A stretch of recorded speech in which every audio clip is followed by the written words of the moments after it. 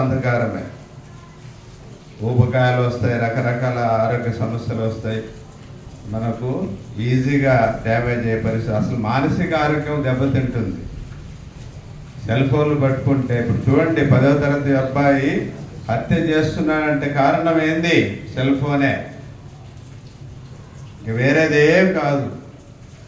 Cell phone వల్లే వాడు హత్యలు చేస్తున్నాడు.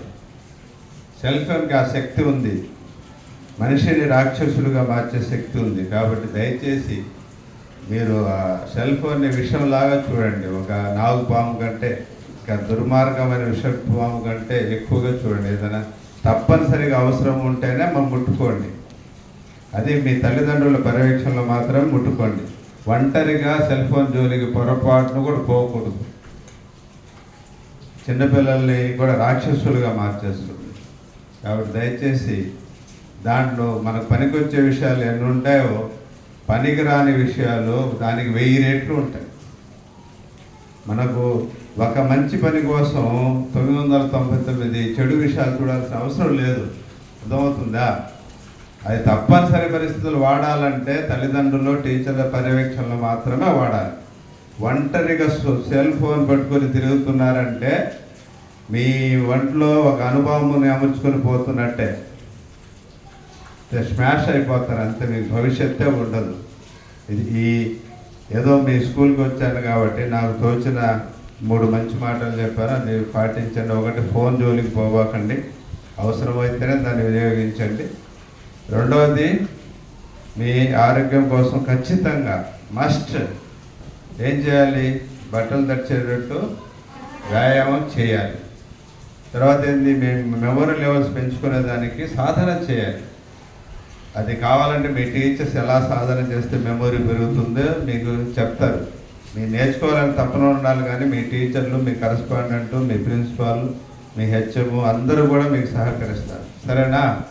ఈ 3 విషయాలు గుర్తుపెట్టుకోండి. తర్వాత నేను వచ్చిన ఆశయం మీకు అర్థమైంది కదా. నేను చేసి మీకు చేయమంటున్నాను, నేను చేయకుండా మీకు చేయమంటున్నాను. నేను పెంచాను. కావాలంటే మీ హెచ్ఎం గారికి నేను పెంచిన మొక్కలు ఫొటోస్ పంపిస్తాను, ఎంత పెద్ద మహావృక్షాలు అయినాయో. లాస్ట్కి మా నాన్నగారు చనిపోతే ఆ శ్మశాన వాటిక ప్రహరీ చుట్టూ కూడా 150 మొక్కలు వేసాను. ఇప్పుడు నేను ఆడికి పోతే అన్ని సార్ వేసిన చెట్లు రాగానే అందరూ చెప్తుంటారు నా పేరుతో. నా సార్ వేసిన చెట్లు ఇవన్నీ చెప్తుంటారు. రేపు మీరు కూడా అంతే. మీరేదైనా ఒక 10 మొక్కలు పెంచితే ఆ మొక్కలు మీ పేరుతో చెప్పుకోబడతాయి. అవునా కదా? మీ పేరు చెప్తారా, వేరే వాళ్ళ పేరు చెప్తారా? ఎవరు పర్యవేక్షించి పెంచారో వాళ్ళ కుటుంబం పేరు చెప్తారు. కాబట్టి 3 మొక్కల్లో ఒకటి మనకి ఈ ప్రోగ్రాం ఏంటంటే ఏక్ పేడ మాకేనా, ఒక మొక్క తల్లి పేరు అనేది ఈ కార్యక్రమం.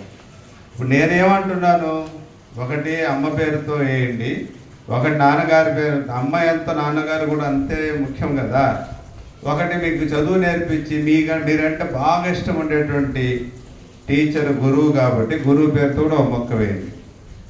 3 పవిత్రమైన 3 వ్యక్తుల పేరుతో 3 మొక్కలు పెంచుతారని ఆశిస్తూ నన్ను మాట్లాడేదానికి పిల్లల్ని విధానికి సమావేశపరిచిన టీచర్లకు, ఈ మేనేజ్మెంట్కి అందరికీ ధన్యవాదాలు తెలియజేస్తూ మీకు అందరికీ ఇంకోసారి wish you all the very very best.